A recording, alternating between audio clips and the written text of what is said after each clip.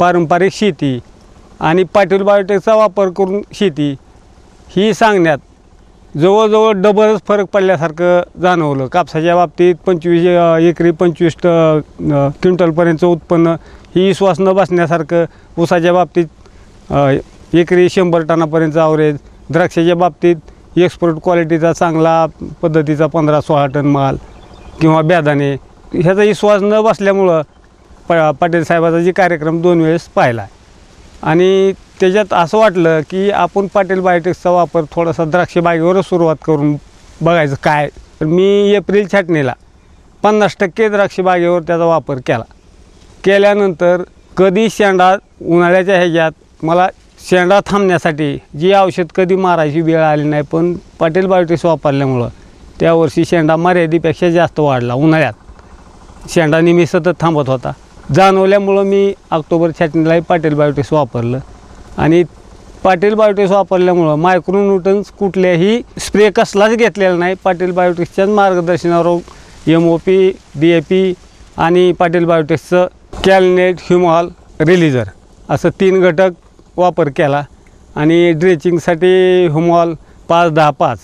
पहिलं पारंपरिक पद्धतीनं जी द्राक्ष शेती करत होतो त्यावेळेस मी शेणखतावर खर्च भरपूर होत होता की पाटील बायोटेक्सचं पाटील साहेबाचं म्हणणं आलं की शेणखत थोडं बी नाही टाकलं तरी चालतं आहे, पण ह्या प्रोडक्ट पाटील बायोटेक्सच्या नियोजनावर 10 ट्रॅक्टरचं खत टाकायचं म्हणलं तर त्याच्यावरच 50,000 रुपये खर्च होत होता।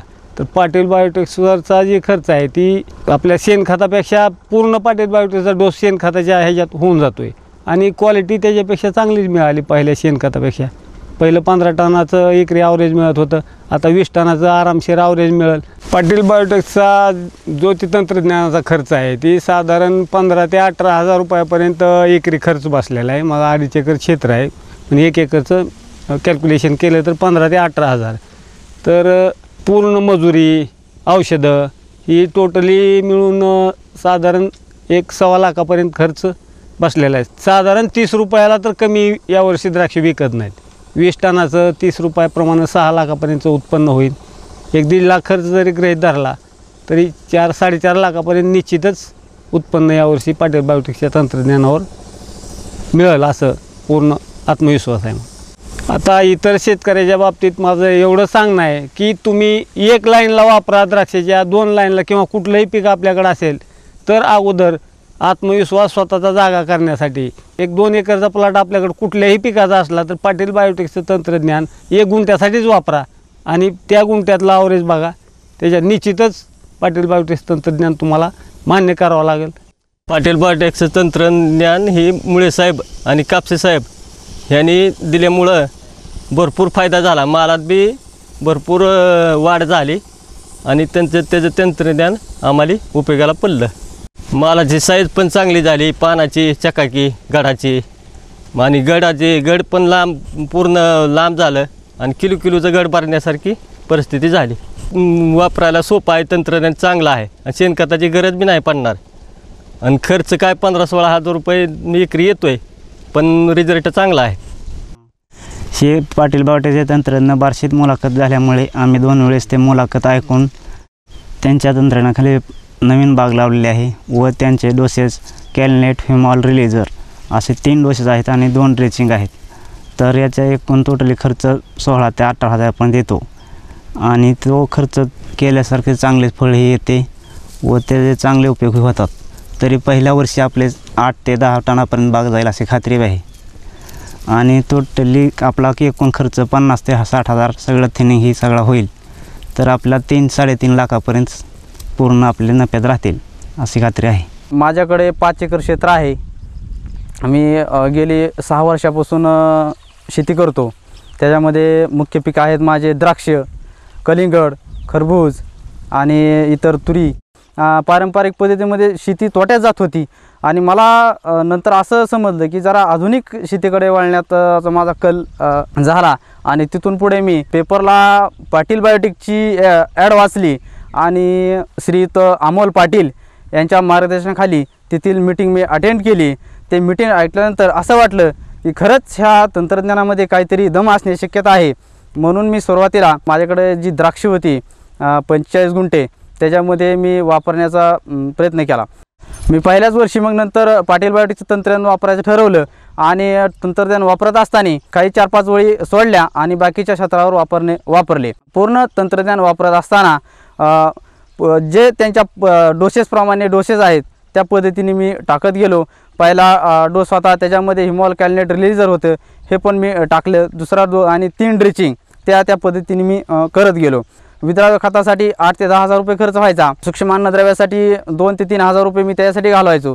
तंत्रज्ञानामध्ये कुठलाही प्रोडक्ट यूज केला नाही, फक्त पाटील बायोटेकचंच तंत्रज्ञान तिथं वापरलं. त्याच्यामध्ये माझे 10-12 हजार रुपये वाचले. नंतर मग मी पहिल्या वर्षीपेक्षा माझा गेल्या वर्षीचं उत्पन्न जे होतं हे 1.5 टनाने बेदाणा वाढला.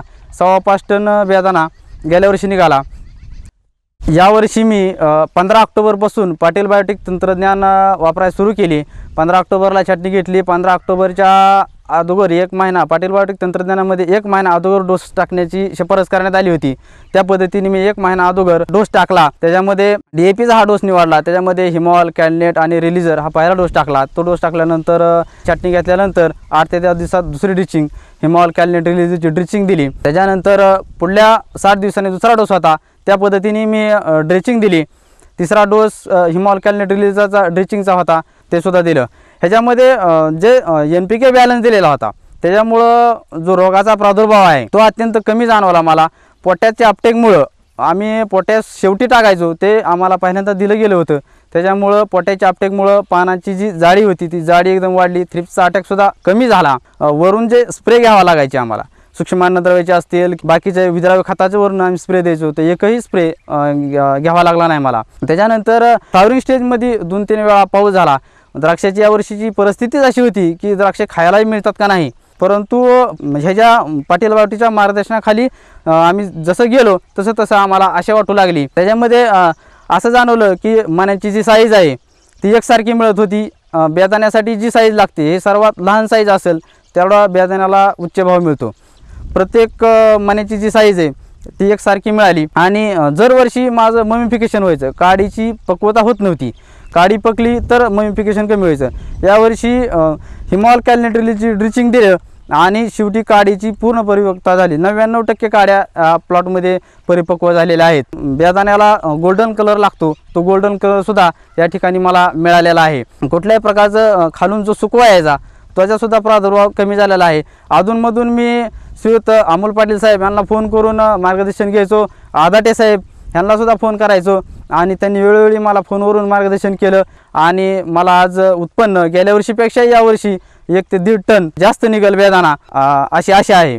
पाटील बायोटेक तंत्रज्ञान वापरण्याच्या अगोदर माझा जो द्राक्षाचा एकंदरीत खर्च आहे तो साधारणतः 80 ते 90 हजार रुपये पूर्ण पीक निघेपर्यंत जायचा. मी ज्यावेळेस पाटील बायोटेक तंत्रज्ञान वापरायला लागलो त्याच्यामध्ये माझा पाटील बायोटेक तंत्रज्ञानाचा जो खर्च आहे तो आहे साधारणतः 22,000 रुपये आणि जे रासायनिक खतांचा जो खर्च आहे 30 ते 35,000 रुपये फक्त माझे गेलेले आहेत.